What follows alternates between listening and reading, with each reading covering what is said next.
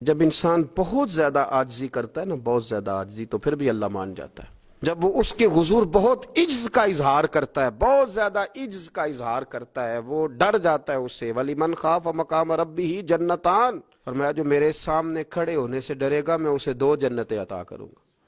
حضرت بابا فرید الدین مسعود گنج شکر بابا صاحب رحمت اللہ علیہ فرماتے ہیں کہ ایک نیک نوجوان تھا، دن کو روزہ رکھتا، رات کو نماز پڑھتا، پر اللہ سے ڈرتا پھر بھی بہت ہی زیادہ تھا، بڑا ہی ڈرتا تھا۔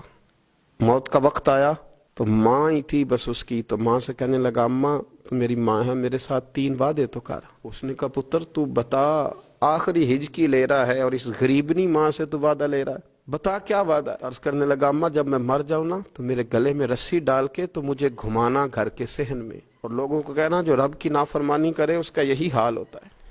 یہ اعلان کرنا جو اللہ کے نافرمان ہوں ان کا یہی اشر کیا جانا چاہیے۔ اور اماں پھر دوسرا وعدہ کر، میرا رات کو جنازہ اٹھایا جائے، میں نہیں چاہتا کہ کسی کے منہ سے یہ لفظ نکل جائیں کہ وہ دیکھو اللہ کا نافرمان جا رہا ہے، رات کو میرا جنازہ اٹھانا۔ اور اماں تیسرا میرے ساتھ وعدہ کر کہ لوگ مجھے دفن کر کے آ جائیں گے تو میری قبر پہ چلی جائے گی۔ عمل میرے پاس کوئی نہیں، پر مجھے لگتا ہے ماں کے قدموں کی برکت سے عرش کا مالک بھی رحم فرمائے گا۔ اماں تو وعدہ کر۔ بابا صاحب رحمت اللہ علیہ فرمانے لگے کہ ماں، بوڑھی ماں نے وعدہ کر لیا۔ کہا بیٹے ٹھیک ہے، اگر تیری یہی ضد ہے تو میں تیار ہوں۔ پھر اس نے کلمہ شہادت پڑھا، اس نوجوان کی روح پرواز کر گئی۔ بوڑھی ماں نے رسی منگائی تو وَلِمَنْ خَافَ مَقَامَ رَبِّهِ جَنَّتَانِ، جو ڈر جائے، اس نے تو کہا تھا نا کہ رسی ڈال کے گھمانا اور کہنا یہ اللہ کا نافرمان ہے، اس کا یہی اشر ہونا چاہیے تھا۔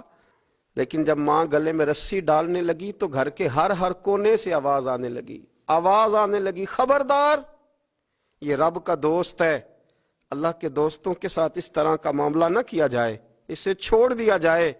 اور کہا تمہیں کچھ بھی اور کرنے کی ضرورت نہیں ہے، یہ تو رب کا دوست ہے اور رب کی بارگاہ میں حاضر ہو گیا۔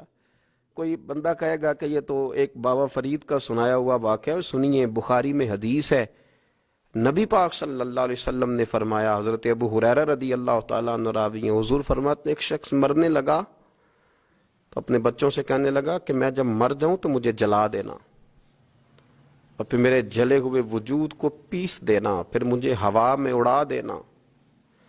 پتر مجھے اڑا دینا، مجھے بڑا ڈر لگتا ہے، اگر رب نے مجھ سے حساب پوچھا تو میں قابل نہیں ہوں، اڑا دینا مجھے ہواؤں میں، اگر اس نے مجھ سے حساب لیا تو بڑا سخت حساب لے گا۔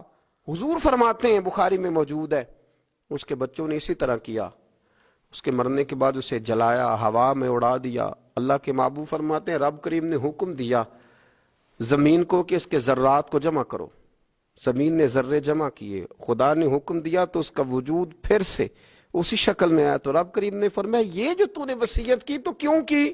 اللہ جانتا ہے کہ نہیں جانتا؟ یہ کی تو کیوں کی؟